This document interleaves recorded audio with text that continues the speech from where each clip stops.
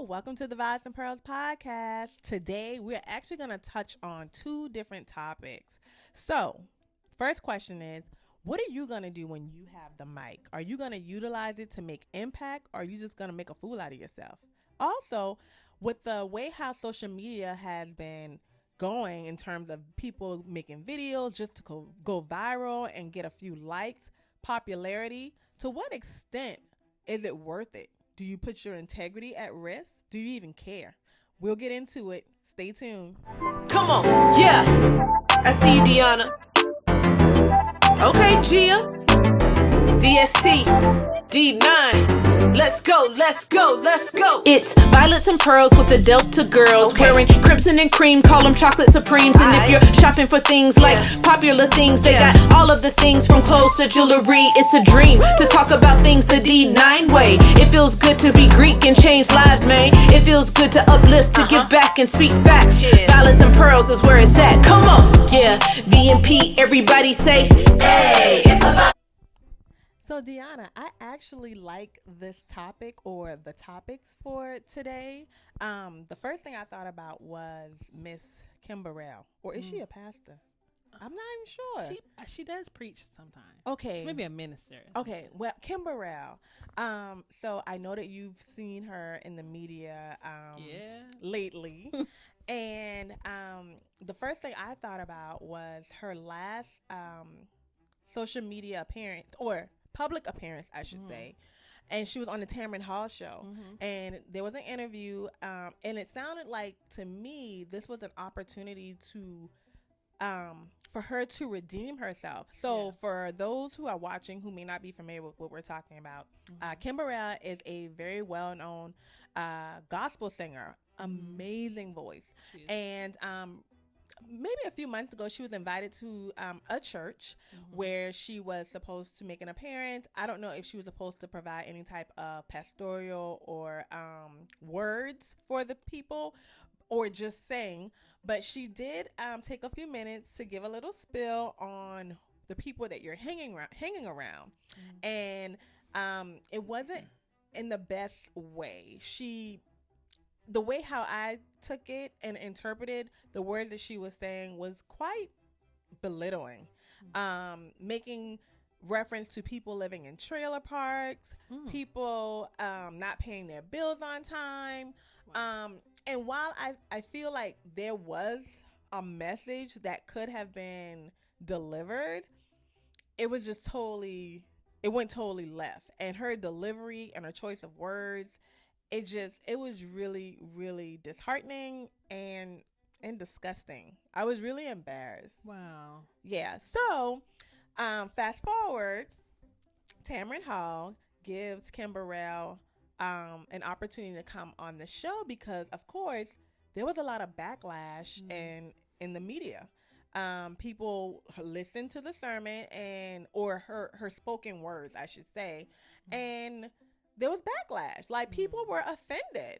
And Tamron Hall invited her to his show, and I thought that this was like an opportunity for Kim Burrell to, like, not necessarily redeem herself, but at least apologize. Like, offer a genuine apology, maybe retract some of the things that she has said at the church at the time. But she didn't. And so when you talk about when you have the mic, how will you utilize it? She has a huge reach. Yeah. Let's be clear. She has a huge reach. And I will say, to me, over the years, I grew up in church. I grew up in church. We went to church on every Sunday morning. We went to Bible study. We went to Sunday school. I sang on the choir. I was on the youth ushers board.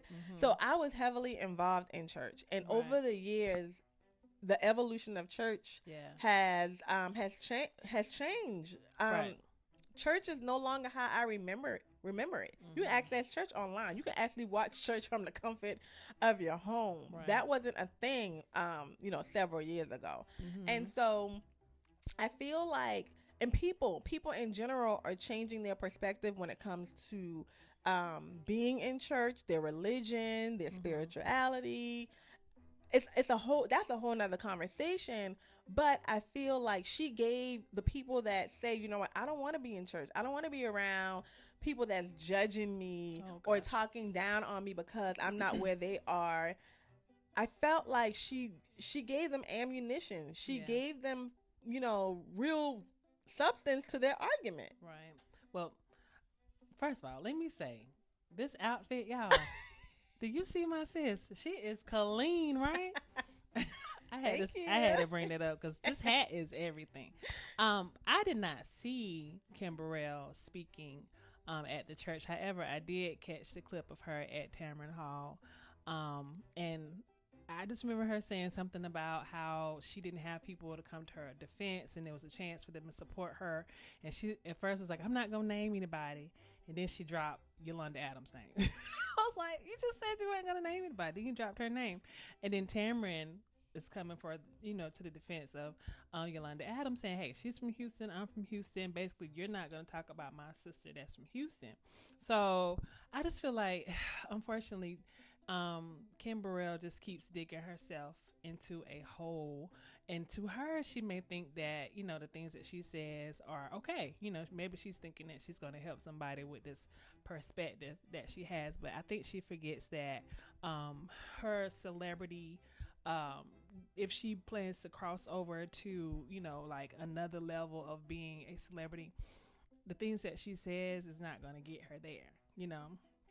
It just won't. I remember back in the day, she had made like quite a bit of homosexual type of conversations, and then talking about things that they do when they're privately together, and that may be true what they're doing, but who are you to judge them? Like, you gotta kind of stay out of that. Like, God loves them too, right? He loves us all. If that's what they're struggling, if that's so-called a struggle, you're not perfect, Kim Burrell, you know. So it goes to that whole thing. When you have this mic in your hand, you have to be cognizant of who's watching, who's listening. Try not to, don't offend anybody, you know, speak in generalities. You know, you don't always have to put people in a category, especially when you call yourself a minister, or, you know, you're supposed to be inspirational to people. You're supposed to inspire and keep it moving. Right. No, I agree. And I think it's important, and people should remember that not everyone has access to the mic, right? And it's good to know how you're going to utilize it. Mm-hmm. And that was a perfect opportunity for her, not only to, again, retract some of the things that she said. You just never know. She could, if she had taken a different method, she could have very well saved some souls during that episode. But she chose not to. She never took ownership. She never took responsibility for her contribution or her wrongdoing, or how the public felt and how she came across to the public based on her comments. And instead of making it about everyone else, she made it about herself. Yeah. I think that's, I mean, and not just Kim Burrell, but people in general. She's not the only one that's made the mistake. She's not. There's several people that's held a mic and made comments about people. There's been hot mics that people, you know, think they're having a private conversation and they're whispering or saying things about a certain group of people. And they're in these positions, and that mic can take them out. You know, it can take them out of here and bring them down. And so I think, I mean, unfortunately, in this situation, I think that again, once again, it's happening to her. Like, she had got kind of past a little bit. Some people had kind of let go of the things that she did in the past. And here we are yet again.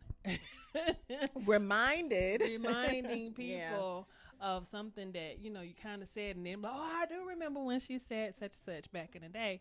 And two, I kind of want to just lead into this other thing. Like, okay, there's so many people that probably wish they had the chance to have that platform and to at least be in front of people. And some people just go to the extremes of things, of making up stuff. Not to say that she made it up. I'm sure she didn't. But other people make up things, scenarios. We've seen it all on Instagram before, where, you know, I think you brought up earlier, the girl that did the McDonald's story where she's like, you want to bring food for one child and I got other kids here, and it started this whole uproar. And then, you know, that was a dramatization. That wasn't even real, but it started a conversation. And so I don't know if this young lady became popular, but I know her social media probably grew. So, you know, some people do certain things in order to blow up, so to speak. So we're switching gears a little bit here. But I know that's a popular thing too. Like, what are some of the things that you want to do in order to just get to the point where I want as many followers as possible? I want as many people to get to know me. And then, you know, are you willing to actually lie? Create a scenario. I just saw one girl, she got on and she's like, my sister, you know, I think did you see this one? My sister has been missing and she met a guy online and I told her not to go out with him. Did you hear this one? No, I don't think so. Yeah, Mary posted this one.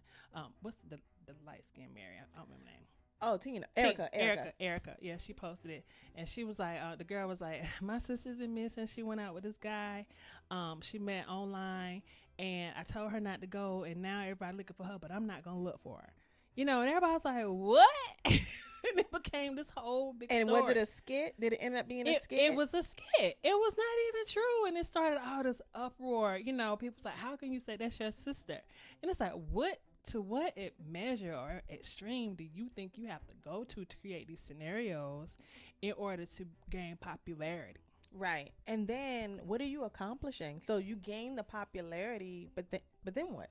Yeah. What are you going to do with it? Like, are you going to help somebody? Are you trying to sell something? I guarantee you at the end of the day, they're probably trying to sell something, or they want to get their following up so they can get on some kind of paid position for some of these social media sites, because, you know, TikTok's paying people now. Instagram is starting to do the same thing.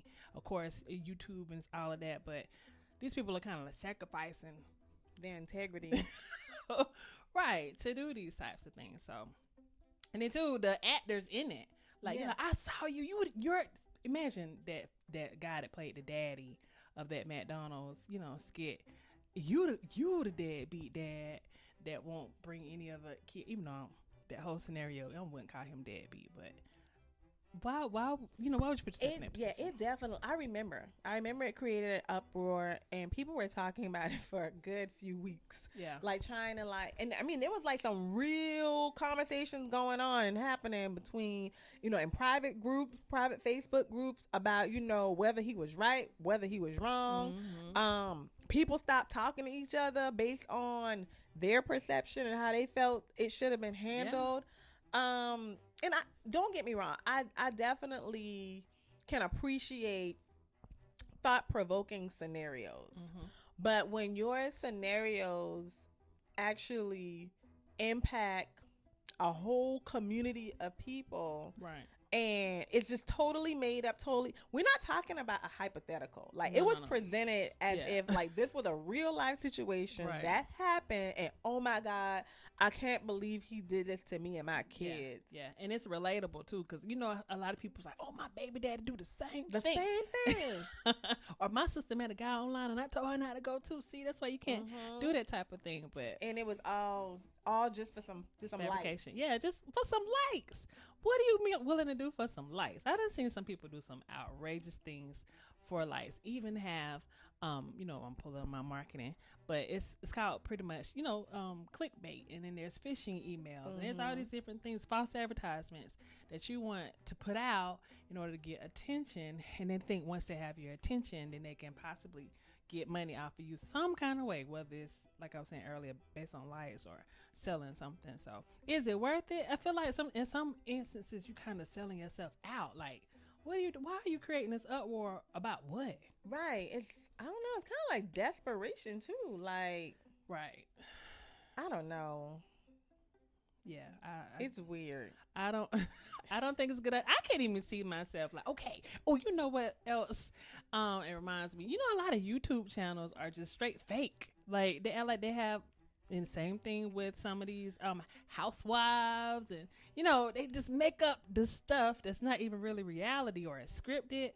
Not saying Housewives is, but I know nobody has drama in their life every day, all the time, things coming up. It's just they create these scenarios. A lot of it is definitely created. And when you were talking about like the fake stuff, it made me think about like how it's always been trending, but now it's like times 1,000, like the whole lifestyle marketing. People on social media just like parading like they got all this money and driving these fancy cars and going on these expensive trips. And the majority of it is not even real. It's not even real. I remember I was listening to someone talk about the same topic, and he said that he lives in this like really nice community, and they have like a community pool. He watched these young girls jump the fence, get in a pool where he was, take all these pictures of this luxury background, make it seem like they live there and stuff. I'm chilling at the pool today. He said they was just using their whole property as a backdrop. And then they left, got all that stuff, jumped the fence again and left. And here you are on Instagram thinking, oh, I want that life. Right. I want to have a pool. And it's not like it's not achievable, but I really do think that we have to use a little bit of discernment some common sense on what is actually real and what's not. But that goes also into just not living your life according to how somebody else is portraying theirs. You gotta, you set your own goals. Success looks different for everyone, and not being caught up in the hype of materialistic things. Right. Because in my mind, I'm thinking like, dang, that's a nice car. Not knowing that there's a possibility that car could just be rented for the day. Rented is a lot. Like, look at all these influencers, people that's selling these courses and stuff. Now, he might have a private jet, but he probably does not. Right. Or they may know this superstar that got the background. Photoshop is real. It's just so much stuff that we see, and I want to create this whole look of this lifestyle. Right. In order to get you to buy this thing from me so that I can eventually get to that lifestyle. Now, that doesn't say they're not making any sales whatsoever. Just the lie sells, like the lie in of itself, sells. And so like as I'm just thinking like as a business owner, as a person that's marketing, like how could you sell your product or sell your service surrounded by deceit? Yeah.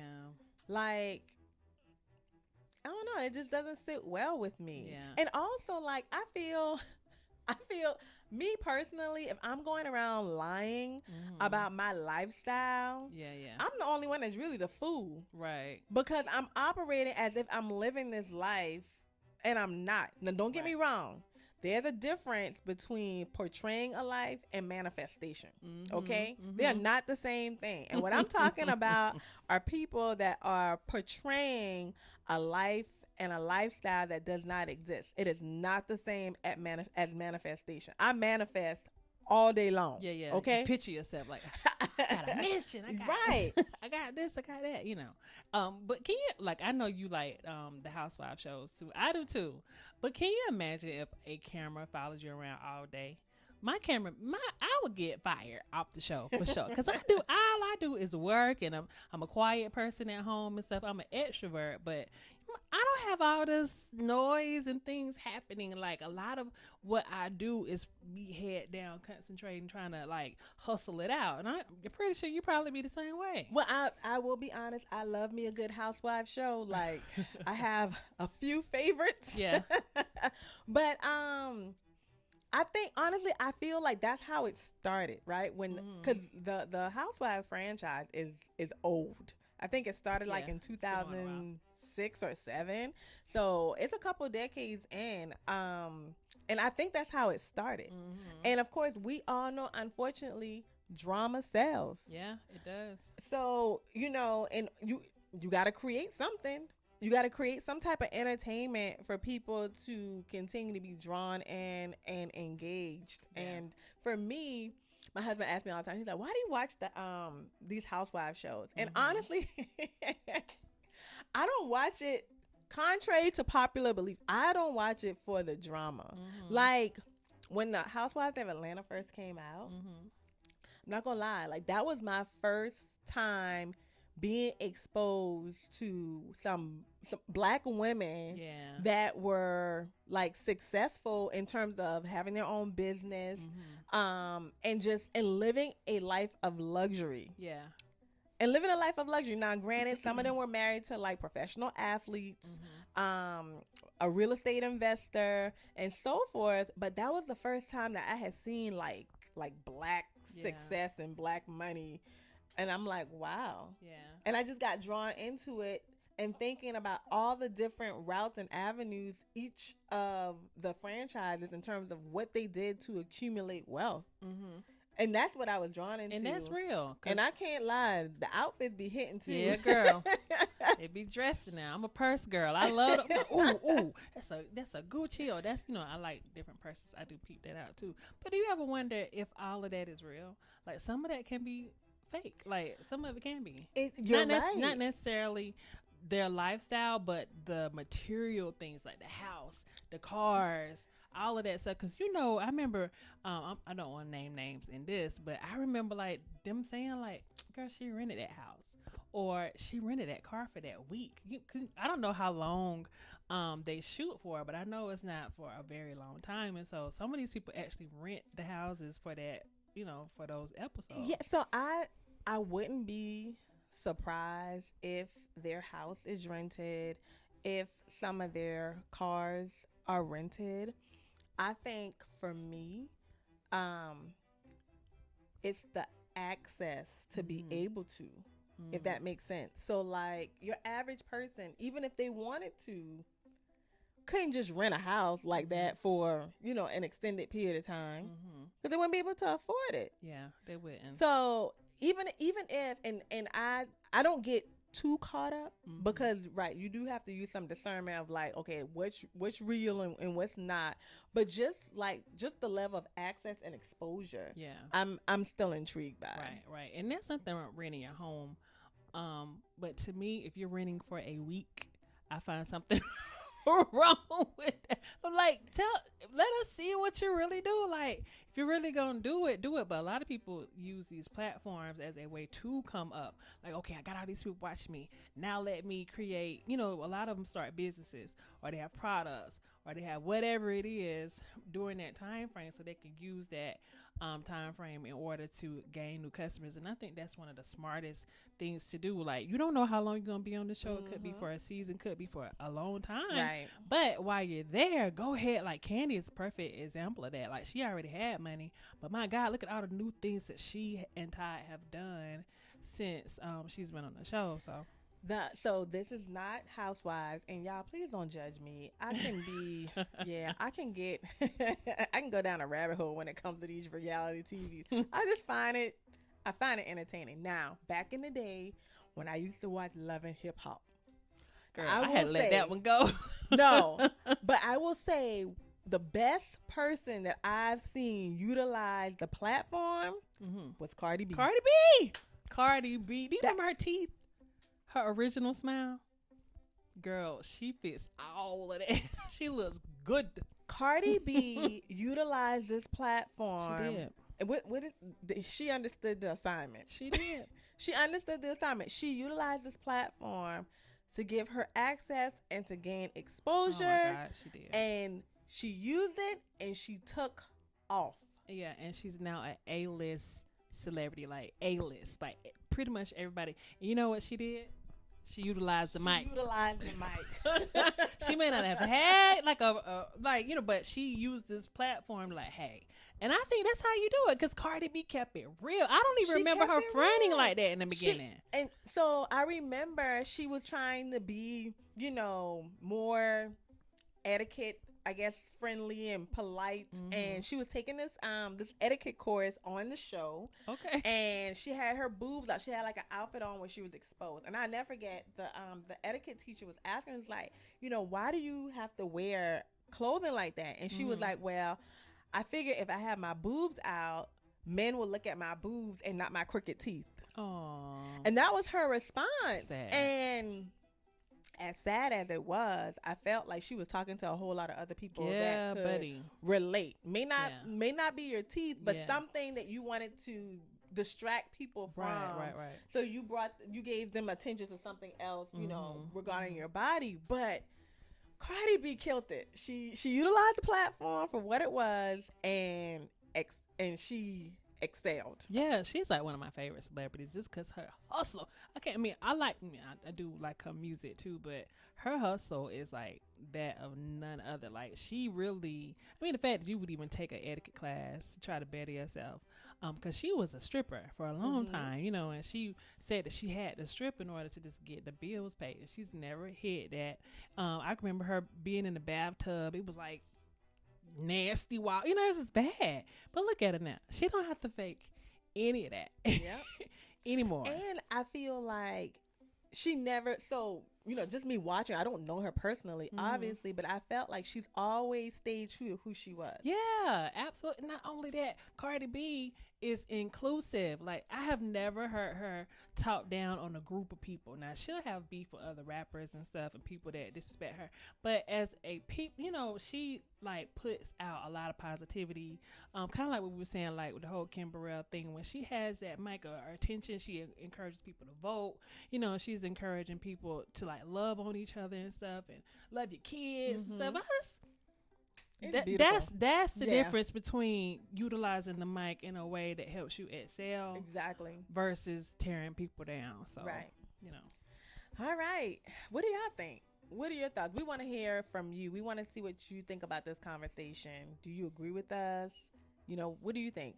Are you familiar with some people that have the mic and not using it quite well? Yeah, and what are you going to do when you get the mic? You know, create your own platform, be in front of somebody. And do you have the mic, and are you utilizing it well? That's right.